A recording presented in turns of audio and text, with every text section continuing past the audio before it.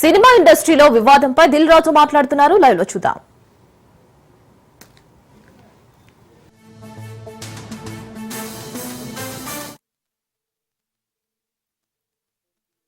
ఎలాంటి controversial points కానీ ఇక్కడ లేని మీరు అడుగుతూ అది డీవియేట్ అవ్వకుండా చూసుకోవాలని నా రిక్వెస్ట్ మీ అందరికీ. పోతే ఇది ఎక్కడ మొదలైందంటే April 19 east Godavari distributors exhibitors అక్కడ ఒక మీటింగ్ చేసుకున్నారు. అప్పుడు ఆ మీటింగ్లో ఎగ్జిబ్యూటర్స్ కోరుకోవడం జరిగింది, వాళ్ళకున్న ప్రాబ్లం చెప్తూ.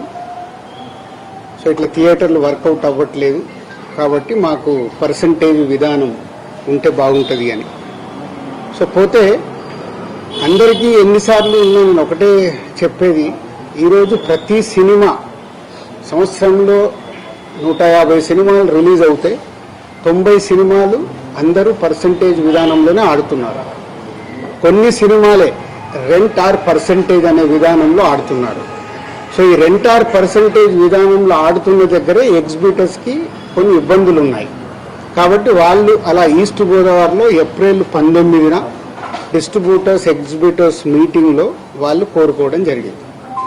సో దానికి కొందరు అక్కడ డిస్ట్రిబ్యూటర్స్ యాక్సెప్ట్ చేయలేదు.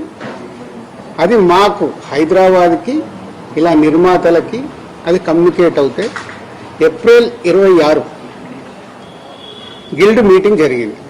గిల్డ్ మీటింగ్లో మాకు హిట్ 3 గురించి బాంబేలో రిలీజ్ ఇష్యూ ఒకటి ఉండే, సెకండ్ ఈస్ట్ గోదావరిలో ఇలా పర్సంటేజ్ విధానం కావాలని వాళ్ళు నిర్ణయం తీసుకొని ఇండైరెక్ట్గా జూన్ 1 నుంచి వాళ్ళకి వర్కౌట్ అవ్వకుంటే థియేటర్లు ఇలా ఆపుతాము అని కమ్యూనికేట్ చేయడం జరిగింది.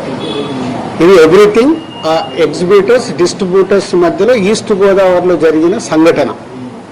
అది మా గిల్డ్కి వచ్చినప్పుడు గిల్డ్లో మేము ఉన్న వర్కింగ్ కమిటీలో ఉన్న ప్రొడ్యూసర్స్ అందరం ఏమనుకున్నామంటే, వాళ్ళకి ఎందుకు వర్కౌట్ అవ్వట్లేదు, వాళ్ళని ఒక 6 months వాళ్ళకు వస్తున్న రెవెన్యూలు ఏంటి, వాళ్ళకు వస్తున్న ఖర్చులు ఏంటి, ఎందుకు వర్కౌట్ అవ్వట్లేదు, వాళ్ళని స్టేట్మెంట్స్ తీసుకొని రమ్మందాము.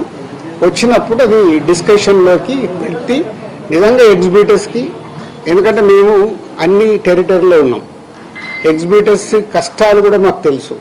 ఎగ్జిబ్యూటర్స్ కష్టాలు ఏంటంటే మేము డిస్ట్రిబ్యూటర్గా ఉన్నాం కాబట్టి ప్రొడ్యూసర్ నుంచి డిస్ట్రిబ్యూటర్, డిస్ట్రిబ్యూటర్ నుంచి ఎగ్జిబ్యూటర్, ఈ 3 టెరిటరీలు ఒకరికి సంబంధాలు ఉంటాయి. డిస్ట్రిబ్యూటర్లుగా ఉన్నప్పుడు ఎగ్జిబ్యూటర్కి మేము ఇందాక నేను చెప్పినట్టు రెంట్ ఆర్ పర్సంటేజ్ అన్నప్పుడు ఫస్ట్ వీక్ బాగా రెవెన్యూ వస్తే రెంట్ ఇస్తున్నాము, సెకండ్ వీక్ కలెక్షన్ తగ్గిపోగానే పర్సంటేజ్ వస్తుంది. అది వాళ్ళ కష్టమైనది, ఇది మా అందరికీ తెలుసు. దానికి సొల్యూషన్ మేము చాలా రోజులు అనుకుంటున్నాం, కానీ ఉన్న పరిస్థితుల వల్ల ప్రొడ్యూసర్స్ కూడా హ్యాపీగా లేరు కాబట్టి ఆ సొల్యూషన్ రావట్లా. సో అలా ఏప్రిల్ 26 గిల్డ్లో జరిగిన మీటింగ్ ద్వారా ఆ డిస్కషన్ అలా కంటిన్యూ అవుతే వాళ్ళని రమ్మని చెప్దామని అడగడం జరిగింది.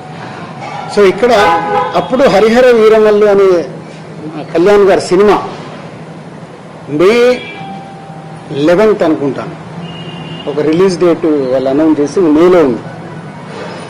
సో తర్వాత అది షిఫ్ట్ అవ్వడము, టెక్నికల్ వాళ్ళ వర్క్ వల్లనో దేని వల్ల షిఫ్ట్ అవ్వడం, అది షిఫ్ట్ అయ్యేది ఎప్పటికీ డేట్ ఇంకా లాక్ అవ్వలేదు అనుకుంటాను, ఇన్ ఏప్రిల్ 26th టైంలో. తర్వాత అలా ఈస్ట్ గోదావరి నుంచి స్టార్ట్ అయింది, ఇక్కడ నైజాంకు కూడా వచ్చింది, నైజాం సింగిల్ స్క్రీన్స్లో. సో నైజాం ఒక క్లారిటీ కోసం మీరు అందరూ మళ్ళీ నోట్ చేసుకోండి, ఫ్యూచర్కు కూడా ఉపయోగపడుతుంది. నైజాంలో సింగిల్ స్క్రీన్స్ 370 థియేటర్లు ఉంటాయి, 370 సింగిల్ స్క్రీన్స్ తెలంగాణ స్టేట్ మొత్తంలో.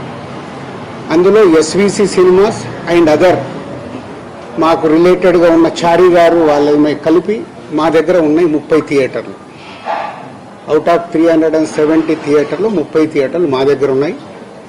అలాగే ఏషియన్ సునీల్ అండ్ సురేష్ కంపెనీలో 90 థియేటర్లు ఉన్నాయి, 120 మా దగ్గర 30, వాళ్ళ దగ్గర 90, 250 థియేటర్లు ఓనర్స్ కానీ వాళ్లకు సంబంధించిన వాళ్ళు కానీ నడుపుతున్నారు.